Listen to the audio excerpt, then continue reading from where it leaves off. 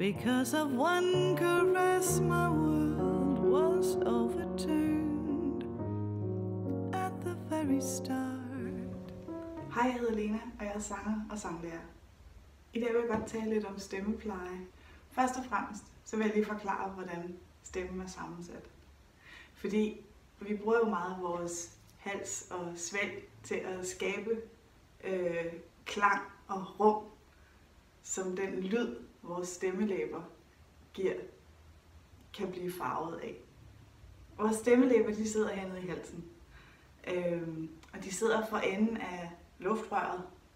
Så man kan sige, det er lidt ligesom en ballon med luft i, og så den der for enden, når man piver, får ballonen til at pive. Det er så stemmelæberne.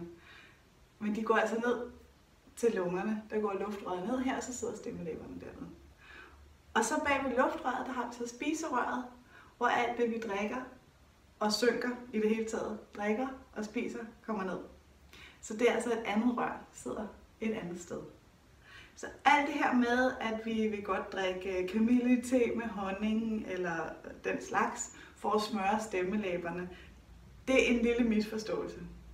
Det kan smøre, det er, at det kan smøre halsen, og halsen bruger vi også meget, når vi synger. Vi bruger det til at skabe rum og forskelligt, så det er godt, at den er afslappet.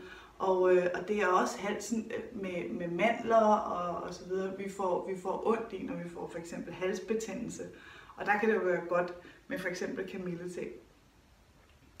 Men det er altså ikke direkte stemmelæberne, det gavner, når man drikker kamillete med honning, eller hvad nu ellers man kunne finde på at drikke. Men hvad hjælper så stemmelæberne i sig selv? Det gør at holde dem hydreret, det vil sige drikke rigeligt med vand. Og vandet kommer ikke direkte ned på stemmelæberne, så det skal ud i kroppen først, og så sørge for at holde stemmelæberne hydreret. Så bare sørg for at drikke nok vand. Og sørg for at lade være med at gøre ting, som dehydrerer dig. Det vil sige, hvis du skal til at synge og tænker, åh nej, der er tørt her, og jeg skal sørge for, at mine stemmelæber er godt hydreret. Så lad være med at drikke kaffe, og lad være med at drikke alkohol, og lad være med at ryge. Ikke noget sjovt. Så holder du dem godt hydreret, masser af vand. Så er der andre ting, der kan udtørre stemmelæberne. Luften for eksempel, hvis der ikke er nok fugt i luften. Så der er nogen, der har et dampapparat stående, som man kan indånde. Man kan også få bestemte, som man kan sidde og indånde, som man kan sidde og suge i og indånde damp. Man kan lave et lille dampbad med en gryde og et håndklæde. Og så er der den sidste ting, som jeg vil sige om stemmelæberne, lige sådan umiddelbart. Det er, at når vi rømmer os, vi synes, der sidder lidt.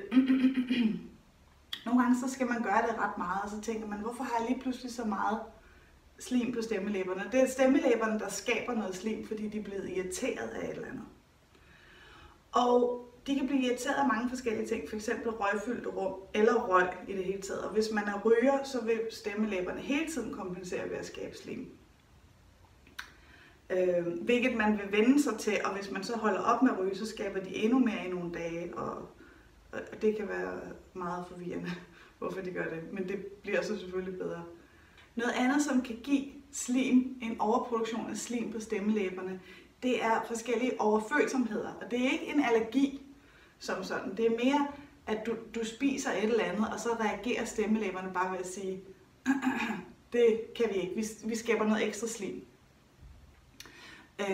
For rigtig mange, der er det mælkeprodukter. For mig for eksempel er det mælkeprodukter, men også honningmelon og ananas og sådan noget. Så prøv at være opmærksom, hvis du har det der med en gang imellem, du får det der slim, så vær opmærksom, fordi at madvarer og drikkevarer selvfølgelig kan gøre rigtig meget på den måde. Så man skal lige analysere, har jeg været i et rum med meget røg, har jeg været i et rum, der er meget, meget tørt, hvad har jeg spist? Det er lige med at finde frem til det, hvis du synes, du har en overproduktion af slim, hvis du hver gang du skal synge, skal hele tiden have det der ud, som kan være ret irriterende. Hvis du har brug for hjælp til din stemme, så skriv til mig på sang@lenabjorvig.com. Vi ses. Because of one caress, my world was overturned at the very start.